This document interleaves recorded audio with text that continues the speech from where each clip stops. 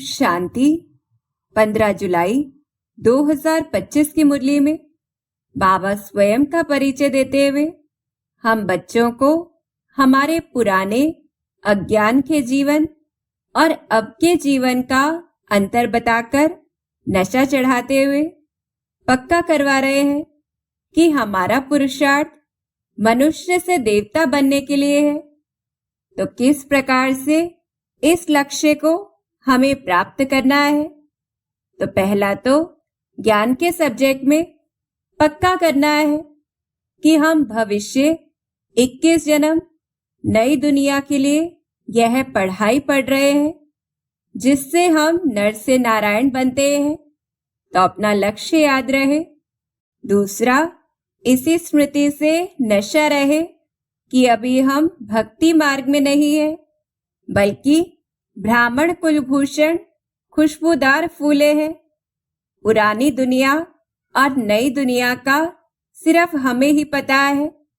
साथ ही परमात्मा प्रॉपर्टी की स्मृति के द्वारा नशा रहे कि अभी हम परमात्मा बाप की प्रॉपर्टी के अधिकारी बनते हैं, जो एक ही बार हम बच्चों को मिलती है।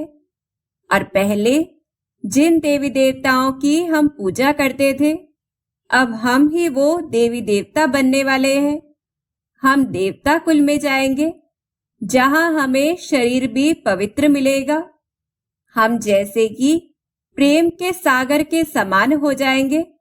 कोई लड़ाई झगड़ा नहीं होगा। हमारा कोई भी कर्म विकर्म नहीं, बल्कि अकर्म होगा। और यहाँ की साइंस संस्कार रूप में नई दुनिया में काम में आएगी, जहां स्टीमर्स की तो जरूरत नहीं होती है, परंतु विमान आदि बनाए जाएंगे। तो ऐसे लक्ष्य प्रमाण लक्षण धारण करने के लिए हमें संगम युग और भविष्य दुनिया के नशे में रहना है।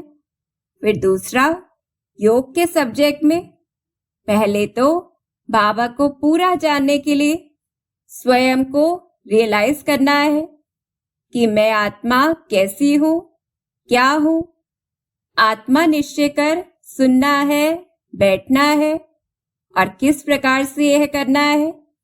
देह को याद न करते हुए हम आत्मा है, अविनाशी है, कितनी छोटी है, जो शरीर के द्वारा सुनती है। तो अभी ही हम अभ्यास करते जाएं। कर्म इंद्रिय के द्वारा पाठ बजा रही है। हम आत्मा सदा अमर है, जो कभी मृत्यु को नहीं पाती है, निर्लेप नहीं है, एक शरीर छोड़कर दूसरा लेती है। हमारे अंदर 84 जन्मों का पाठ भरा हुआ है। हम सभी आत्माएं आपस में भाई भाई हैं। तो ऐसा अभ्यास करना है। फिर दूसरी बात, शांति प्राप्त करने के लिए श्री बाबा की याद में रहना है। बाबा की महिमा के आधार से हमें उसे याद करना है, जैसे कि वह सुप्रीम आत्मा शिव है, जिसे अपना शरीर नहीं है, पतित पावन बाप है, टीचर है, ब्रह्मा के द्वारा स्थापना करते हैं, ज्ञान का सागर, मनुष्य सृष्टि का बीज रूप, सत्य, चैतन्य, आनंद, सुख शांति का सागर है। तो इस रूप से याद करना है। फिर तीसरी बात, सुख की प्राप्ति के लिए स्वदर्शन चक्रधारी स्थिति से अपनी राजाई को भी याद करना है। तो इस प्रकार से अपने लक्ष्य को प्राप्त करना है। फिर तीसरा, धारणा के सब्जेक्ट में पक्का रहे कि हम आत्माएं पहले कांटे थे, परंतु अभी विकारों की बदबू से मुक्त खुशबूदार फूल बनना है। दूसरी बात, स्वर्गवासी बनने के लिए, पावन दुनिया का मालिक बनने के लिए पूरा पवित्र बनना है। और इस धारणा को मजबूत करने के लिए, क्रिमिनल आई से मुक्त होने के लिए ज्ञान के तीसरे नेत्र का इस्तेमाल करना है। फिर साथ में पहले जो भी हमसे विकर्म हुए हैं, वह बाबा को बताकर हल्का हो जाना है। तीसरी बात, क्योंकि हम विश्व की आधार मूर्त आत्माएं हैं और वर्तमान समय सारे कल्प की कमाई का श्रेष्ठ कर्म रूपी बीज बोने का, 5000 वर्ष के संस्कारों को रिकॉर्ड करने का, विश्व कल्याण व विश्व परिवर्तन करने का चल रहा है। तो हमें इसे गंवाना नहीं है। फिर चौथी बात, अपने हर संकल्प को पावरफुल बनाने के लिए, सदा काल की श्रेष्ठ प्रारब्ध प्राप्त करने के लिए यही संस्कार बनाना है कि सोच समझकर हर कर्म करना है और सोच समझकर ही बोलना है।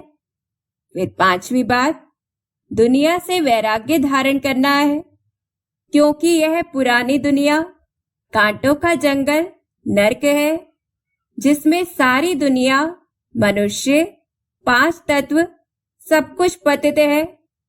अभी तो इस पुरानी दुनिया का विनाश होने का समय है। तो इन स्मृतियों से कलयुगी पतित दुनिया से किनारा कर एक बाप को ही अविनाशी सहारा बनाकर संपन्न बनना है, जिस संपन्नता से ही परमात्मा विशाल कार्य में हम स्वतः सहयोगी बन जाएंगे। तो ऐसी धारणा से अपने लक्ष्य को प्राप्त करना है। फिर चौथा, सेवा के सब्जेक्ट में देही अभिमानी स्थिति से हमें आत्माओं को सिखाना है। तो स्मृति रखनी है कि मुझ आत्मा में जो ज्ञान है वह मैं आत्मा दूसरी आत्मा को सुनाता हूं। तो ऐसे बाबा हमें प्रेरित कर रहे हैं कि जितना पढ़ाई और टीचर से योग होगा, अर्थात हम श्रीमत पर चलेंगे, बाबा को याद करेंगे, उतना हमारा बुद्धि का ताला खुलता जाएगा और हम ऊंच पद भी पाएंगे।